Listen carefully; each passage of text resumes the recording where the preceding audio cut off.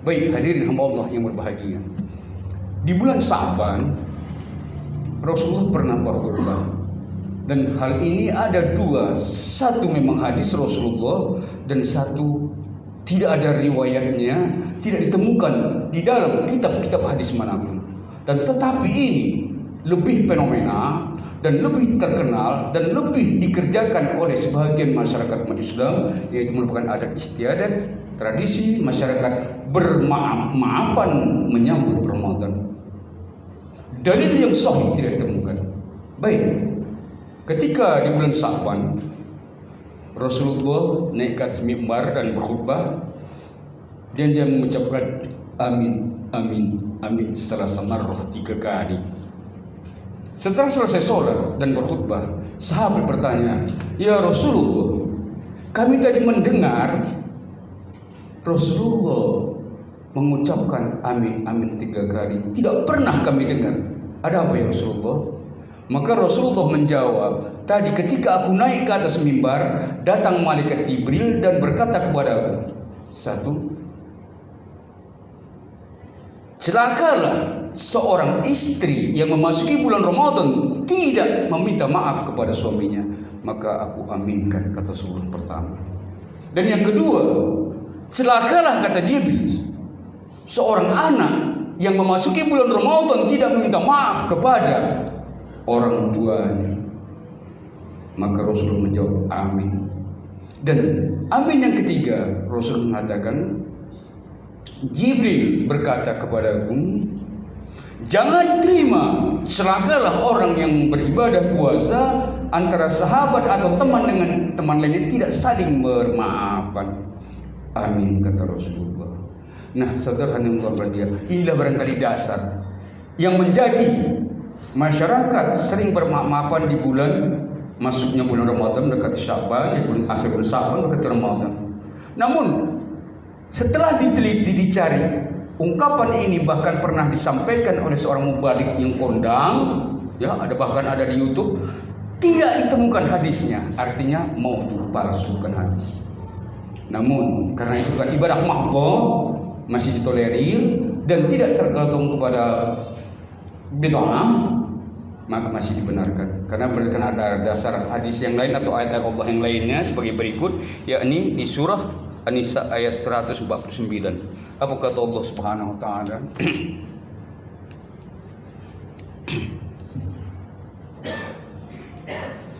Kata Allah Subhanahu wa taala, "Wasari'u ila maghfiratin min rabbikum jannatin ardhus samawati wal ardh mu'iddat lil muttaqin alladzina yunfiquna fis sarra'i wad dharra'i wal kadhimil ghaidh wal 'afina 'anil nas wallahu yuhibbul muhsinin." Nah, di sini dalam surah Ali Imran ya 143 ayat 34 dan 135 dikatakan, bersegeralah kamu, jangan tunda-tunda mohon ampun kepada Allah yang surganya dijanjikan Allah seluas langit dan bumi, khusus untuk orang yang bertakwa. Jadi orang yang bertakwa ini kriterianya adalah satu, alladzina yunfiquna fis-sarra'i wad-dharra, orang-orang yang berinfak dalam keadaan sulit atau paceklik atau dalam keadaan lapang. Wal kadhimil ghaidh, mampu menahan marahnya atau emosinya. Kemudian wal 'afina 'anil nas, memaafkan kesalahan manusia. Allah yuhibbul muhsinin, Allah menyukai orang-orang yang berbuat baik.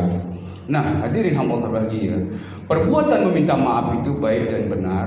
Namun jangan yang saya ungkapkan tadi tidak berdasarkan hadis menjadi dasar bermaaf-maafannya seorang muslim menyambut Ramadan. Tidak ada dasarnya. Namun hal itu juga toleran karena ada ayat lain yang membenarkan atau membolehkan tentang permaafan tadi.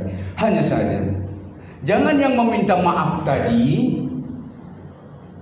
seorang istri saja kepada suaminya, tetapi siapa yang bersalah bukan anak kepada orang tuanya atau seorang sahabat, tetapi siapa yang bersalah itulah lebih awal meminta maaf, itulah yang terbaik, dibenarkan. Bahkan yang lebih baik lagi adalah memberi maaf sebelum orang lain meminta maaf. Jadi dengan kata lain, dia maafkan masuk ke Ramadan ini semua kesalahan manusia.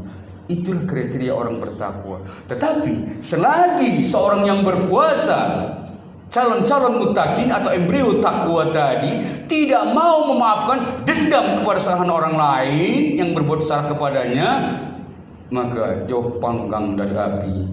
Predikat takwa akan diraih di bulan Ramadan, meskipun dia sebulan penuh berpuasa. Jika tidak mau memaafkan, minta maaf mudah, tapi memaafkan lebih sulit, tetapi lebih mulia. Hadirin hamba terbahagia. Bahkan kalau seorang ayah bersalah, lebih dahulu minta maaf kepada anaknya, bukan mesti anaknya.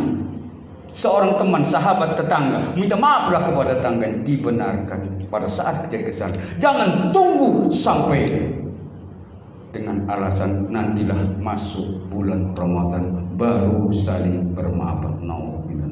Jadi bukan dasar, tidak dasar khusus dalil bermaaf bulan Ramadan. Namun hadirin yang berbahagia, ada hadis yang kedua yang sahih. Ini baru hadis, hampir mirip, berbeda redaksi. Hadis ini riwayat Uzaimah dan sahih dalam kitab Tirmidzi oleh Albani disahihkan. Hadis tersebut bahasanya sebagai berikut. Ketika Rasulullah naik atas mimbar di bulan Sya'ban, beliau mengucapkan amin, amin, amin secara samarah 3 kali. Setelah selesai sholat dan khutbah, sahabat juga bertanya, ya Rasulullah, kami mendengar tadi amin, amin 3 kali yang tidak pernah kami dengar selama ini. Maka Rasulullah menjawab, yang pertama aku aminkan, yaitu ketika seorang hamba Allah memasuki bulan Ramadan, tetapi keluar Ramadan tidak terampunkan dosa-dosanya. Amin, Rasulullah menjawab. Dan yang kedua, Jibril menemuiku dan mengatakan, celakalah seorang anak yang masih memiliki kedua orang tuanya atau salah seorang di antara keduanya tidak menghantarkannya pengabdiannya ke surga. Amin, kata Rasulullah. Dan yang ketiga terakhir adalah ketika namamu ya Rasulullah disebutkan, maka orang lain tidak berselawat kepadamu, maka Rasulullah mengucapkan amin. Itu hadis sahih riwayat Ibnu Jaimah yang hampir mirip dengan yang tidak ada riwayatnya hadis maudhu tadi. Ini perbedaan. Jadi lebih baik kita menggunakan hadis yang sahih, itu dasar hukumnya. Jadi Rasulullah pertama ketika di bulan Sya'ban, sama-sama di bulan Sya'ban, dia didatangi malaikat, kita berkhutbah, katanya, celakalah ketika seorang masuk bulan Ramadan tetapi keluar Ramadan tidak terampunkan dosa-dosanya. Ini yang pertama saya ungkap. Kenapa? Satu, ada hadis sahih riwayat Bukhari dan Muslim muttafaqun alaih. Apa kata Rasulullah sallallahu alaihi wasallam? Man fariha bi dukhul Ramadan haramallahu jasadihi 'ala niran. Barang siapa saja yang bergembira menyambut Ramadan, masuknya Ramadan, Allah haramkan jasadnya tersentuh api neraka. Tapi hadis tadi belum selesai. Kataballahu min syamihi wa sanantu min qiyamih. Kata Rasulullah, Allah mewajibkan untuk melakukan puasa di bulan Ramadan tersebut, dan aku mensunahkan, menganjurkan untuk qiyamul lail atau salat tarawih, tahajud, ya, atau qiyamul lail, 3 versi sami mawon. Rasulullah menganjurkan umatnya untuk melaksanakan qiyamul lail, baik sendiri atau berjamaah. Dan kemudian hadirin hamba Allah yang berbahagia, oleh karena itu Rasulullah menambahkan hadis tadi, man shawma Ramadan imanan wa ihtisaban ghufira lahu ma taqaddama min dhanbi. Barang siapa berpuasa dengan iman, ihtisab, perhitungan, keberhati-hatian, dengan ilmu, Allah ampunkan dosa setahun yang lalu. Hadis sahih tadi riwayat Bukhari Muslim yang cukup panjang. Baik, pertama, bagaimana kegembiraan seorang muslim menyambut datangnya Ramadan, bukan dengan hanya bermaafan tadi yang dibenarkan memang, tapi tidak ada dasar hukumnya secara khusus. Gembira dia, ya Allah, aku dapat mudah-mudahan menemukan Ramadan dan dapat melaksanakannya. Gembira dia untuk berpuasa Ramadan, tidak merasa sulit, tidak merasa susah, tidak makan, tidak minum siang hari, tapi senang dia berpuasa di situ. Minimal tidak membenci masuknya bulan Ramadan. Suka, itu seorang muslim yang sebenarnya. Kemudian dan dia bergembira, wasanantu, gembira juga dia yang disunahkan Rasulullah melaksanakan qiyamul lail, baik di masjid berjamaah atau sendirian di rumah, baik berdiri atau duduk karena sakit dan sebagainya. Tapi dia gembira, senang menyambut Ramadan tadi. Bukan senang menyambut Ramadan tadi dapat barangkali nanti ketika hari raya bertukar baju baru atau dapat THR dan sebagainya. Naudzubillah, bukan karena Allah, tapi itu perhatikan tadi. Kegembiraannya melaksanakan ibadah puasa satu, dan kemudian kegembiraannya dalam menyambut Ramadan tadi melaksanakan qiyamul, persiapkan. Kemudian dilanjutkan hadis Rasulullah, man shoma Ramadan, siapa saja yang berpuasa bulan Ramadan tadi dengan gembira tadi, iman, dasar iman, bukan karena orang lain, bukan karena saya kepala keluarga. Saya kalau nggak berpuasa, anak nggak berpuasa, bukan saya karena kepala sekolah atau sana barangkali orang pemuka, pejabat dan sebagainya. Saya bertindak, tapi luruskan iman karena Allah. Wahtisaban, perhitungan. Wahtisaban sini artinya melihat mana yang secara syar'i atau secara hakiki atau secara sunnah puasa tadi. Ada puasa secara sunnah. Ini saya jelaskan sebagai berikut. Ya. Yang pertama, secara syar'i itu puasa dia cukup dengan 3. Secara fikihnya definisi berikut. Imtisak anil akli wasyurbi lati min tulul fajar ila ghurubis syam. Itu definisinya puasa. Secara syar'i atau secara juridis, secara hukum saja.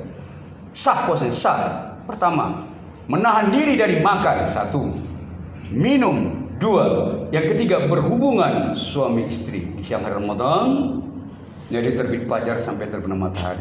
Dengan niat karena Allah, sahlah puasanya. Walau orang tadi korupsi, walau orang tadi merekayasa sesuatu, walau orang tadi marah, nangis, kemudian tidak qiyamul lail dan sebagainya secara hukum juridis. Tetapi apakah itu yang diharapkan Allah yang terampunkan dosanya? Sementara Allah mengarah Rasulullah tadi mengatakan dalam hadisnya, man shoma Ramadan iman wa ihtisaban, yang puasa dengan iman dan ihtisaban, perhitungan, Allah ampunkan dosanya yang lalu. Kalau sekedar puasa juridis, puasa secara syariah, maka tidak akan terampunkan dosa-dosanya yang lalu, dan mustahil Allah haramkan api neraka menyentuh dirinya. Tetapi kalau puasa secara sunnah sebagai berikut, apa yang disampaikan oleh Rasulullah dalam hadis Bukhari, hadis kursi, Rasulullah berkata, malam yada qala tur wal amal bihi wa jahla fa la syahadata min Allah fi ayyada at'ama wa syaraba. Hadis riwayat Bukhari sahih. Dasar hukumnya. Apa kata Rasulullah di sini? Barang siapa yang tidak mampu mengucapkan yang menjaga diri dari ucapan yang sia-sia, ini lau, bohong, dusta, marah, menipu dan sebagainya yang keluar dari mulutnya. Wal amal bihi wal jahla, dan beramal yaitu berpuasa atau berqiyamul lail tanpa mengetahui hukum-hukumnya, mana yang batal, sah dan sebagainya. Mana yang membatalkan puasa, mana yang mengurangi nilai ibadah puasa, fala hajata minallah, maka tidak diharapkan Allah fi ayyada'a, mesti orang tadi meninggalkan ta'amahu, makannya, syarabah, minumnya, wasyahwatnya, dan meninggalkan syahwatnya, tidak berhubungan seksual.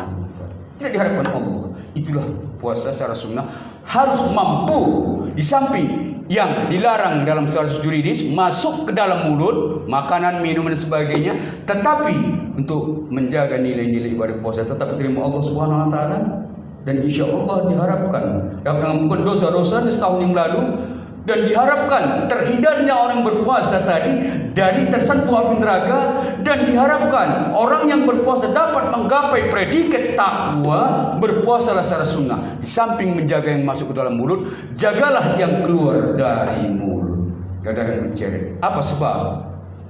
Puasa hati. Kalau sudah marah, keluarlah yang kalau sudah piktor dengan pikiran tadi, keluarlah cakap yang kotor dan sebagainya, atau tindakan yang merekayasa bentuk sebagainya. Sehingga sampai sekarang ini, mari kita bertobat. Lihat pemilu sampai sekarang masih dalam bersimpang siur, ada kecurangan dan lain sebagainya, ada tindakan yang begini sebagainya. Itu apa sebab?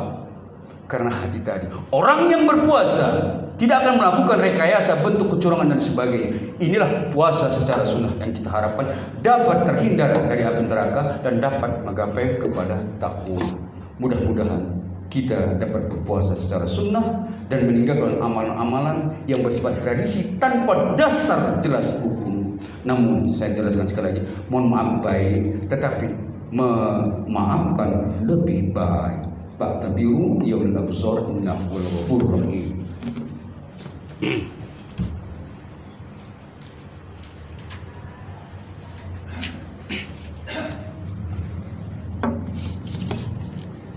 Alhamdulillah, hadan hada wa ma kunna linahtadiya laula an hadana Allah. Asyhadu an la ilaha illallah wa asyhadu anna Muhammadan abduhu wa rasuluhu al-maw'ud alladzi la nabiyya ba'dahu. Allahumma salli wa sallim ala Muhammad wa ala alihi wa man tabi'ahum bi ihsan ila yaumil qiyamah. Fa ya ibadallah, usikum wa yattaqullaha faqad fatal muttaqun. Qala Allah ta'ala fil Qur'anil karim, a'udzu billahi minasy syaithanir rajim. Bismillahirrahmanirrahim.